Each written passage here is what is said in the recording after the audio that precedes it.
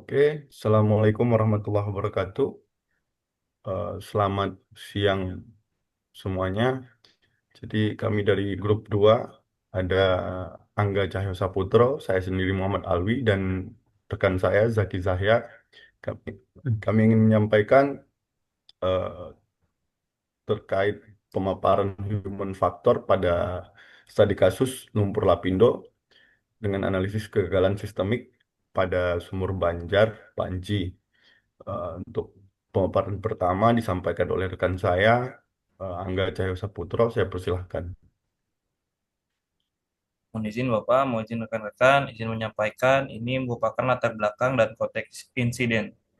Jika kita lihat pada foto di layar ini, kita dapat melihat suatu fenomena di mana di sini bukan danau alam atau bukan sesuatu yang baik untuk dipandang sebetulnya. Di sini kita melihat kuburan dari 16 desa, 30 pabrik, dan ribuan kenangan warga Sidoarjo yang tenggelam sejak 29 Mei 2006. Lokasi ini berada di area Sumur Banjar, Panji 1 atau BJP 1, Sidoarjo, Jawa Timur.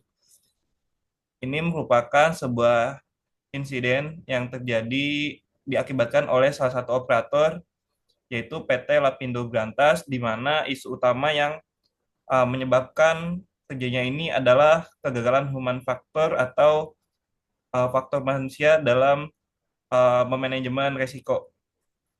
Di sini juga kita ketahui bahwa 50% kecelakaan serius di industri ini disebabkan oleh human factor.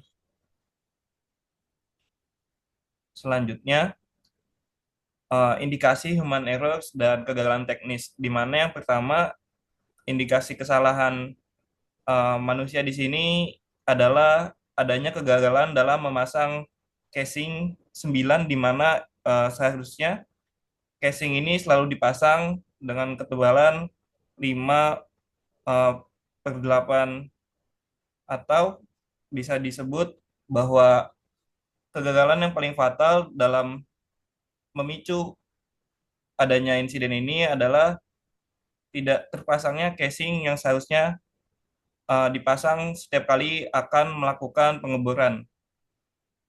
Kemudian yang kedua adalah protokol yang lemah.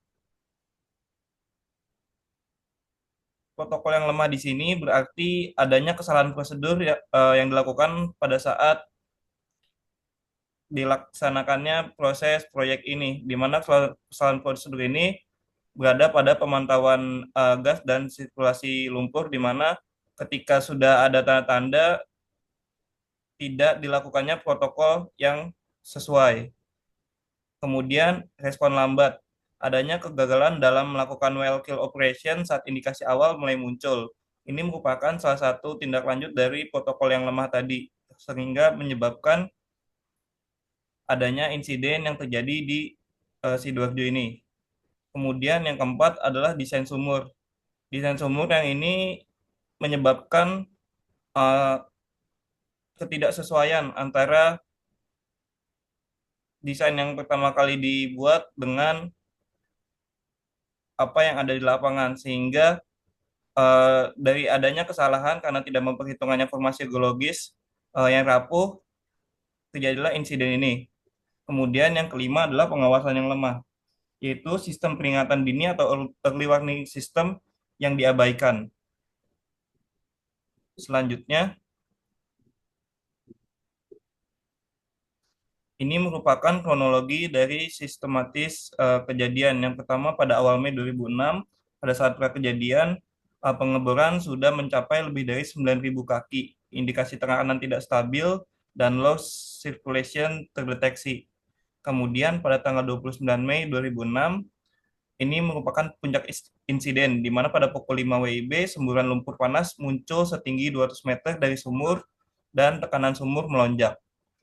Kemudian 2006 sampai 2007 di sini baru adanya respon awal, di mana upaya relief well dan grouting gagal total, di mana volume lumpur meningkat drastis dan sudah tidak terkendali.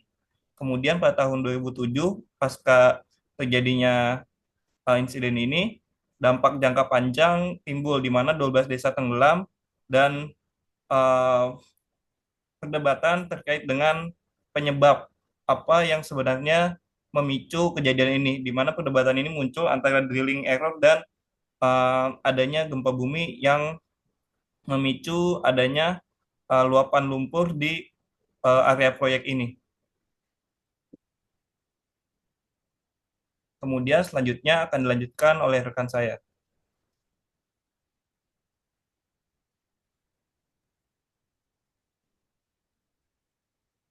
Oke, silakan Mas Zaki saya. Baik, terima kasih Mas Alwi dan juga Mas Angga. Selanjutnya kami melakukan analisis terkait dengan human error menggunakan teori dari James Dyson, di mana terdapat tiga level kesalahan yang dilakukan dalam konteks proyek ini. Yang pertama adalah kelirian atau slips, di mana ini adalah level permukaan yang biasa terjadi di level lapangan, seperti yang dilakukan oleh operator ketika melakukan proses ekstraksi.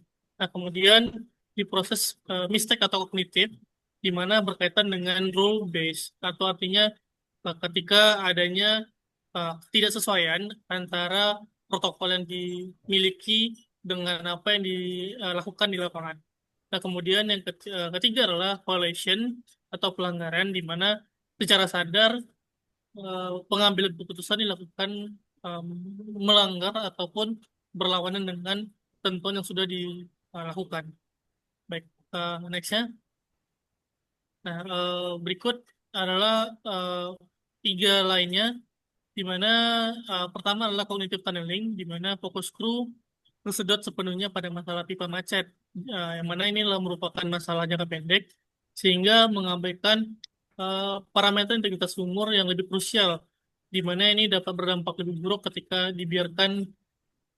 Kemudian ada confirmation bias, di mana personel lapangan merasionalisasi data anomali sebagai kerusakan sensor untuk menghindari penghentian operasi, yang artinya uh, tidak sesuai dengan protokol, dengan mengabaikan adanya indikasi-indikasi awal atas anomali yang terjadi.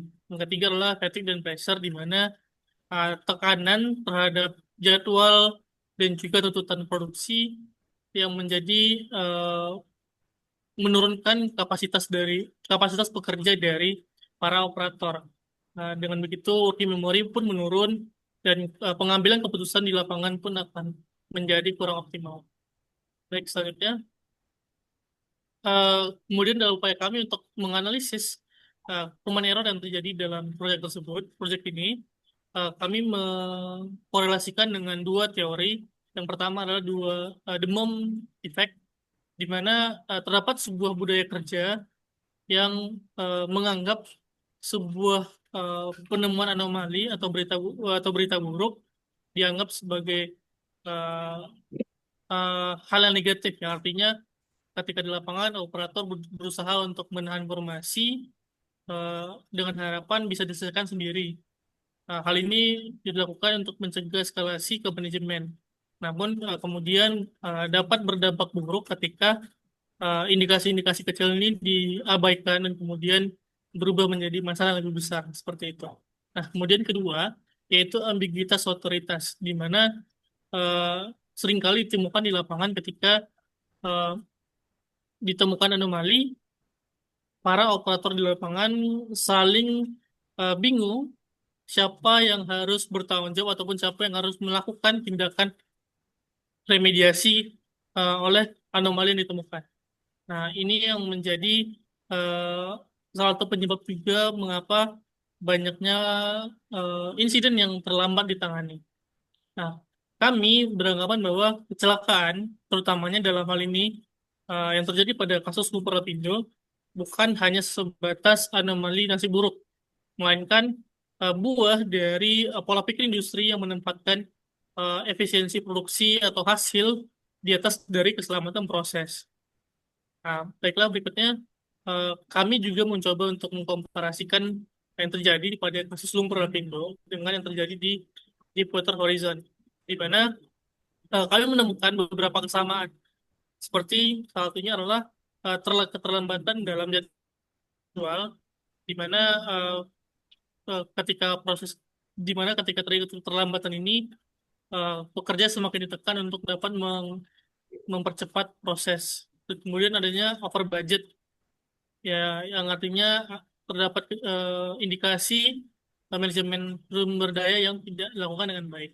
Nah, kemudian juga penyimpangan secara budaya kerja, di mana standar keselamatan yang dilanggar dianggap sebagai norma baru atau dinormalisasi seperti itu. Kemudian berkaitan dengan teknisnya sendiri, kedua proyek ini sama-sama kita temukan keputusan kontroversial pada desain casing yang tidak sesuai spesifikasinya dengan kondisi ekologis yang ada di tempat pengeboran. Kemudian ketika terdapat indikasi awal eh, terjadinya eh, masalah, proses remediasi berupa pengecoran ataupun sementasi dilakukan tidak sesuai kedalamannya dan juga keratannya dengan alasan penghematan ataupun eh, biaya yang lebih rendah seperti itu. Nah, kemudian kami menemukan bahwa dalam kedua kasus ini tidak hanya pada level operator yang mengakibatkan bencana industri tersebut. Kami beranggapan bahwa keduanya adalah kegagalan sistemik yang dilakukan oleh kedua perusahaan ataupun kedua aktor-aktor yang terlibat dalam dua kejadian tersebut, yang artinya tidak hanya di level operator tapi juga di level manajerial seperti itu. Nah, seperti yang sebelumnya saya sampaikan bahwa di mana kita melihat dominasi jenis kesalahan. Nah, yang pertama adalah violation, di mana pelanggaran prosedur secara sadar, yang mana itu dalam hal desain tracing dan juga proses sementasi yang dianggap kurang optimal. Kemudian di level mistakes, ini berkaitan dengan proses diagnosa dan juga penanganan pelaporan dan terhadap indikasi awal temuan seperti itu.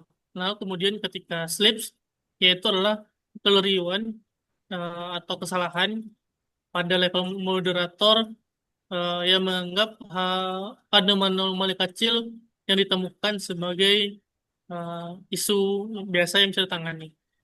Nah, baiknya selanjutnya akan dilanjutkan oleh rekan saya, Mas Alwi, silakan.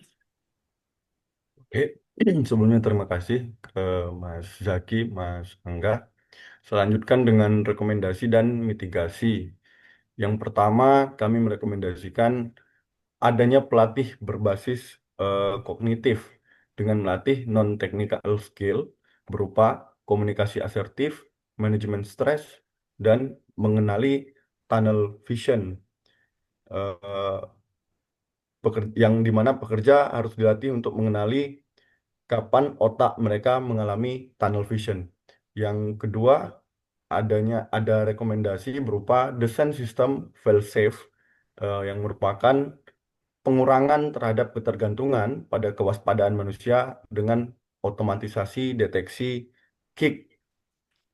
Nah, jadi penggunaan teknologi otomatisasi untuk deteksi kick dan penutupan sumur harus diperbanyak untuk mengurangi ketergantungan pada kewaspadaan manusia yang fluktuatif.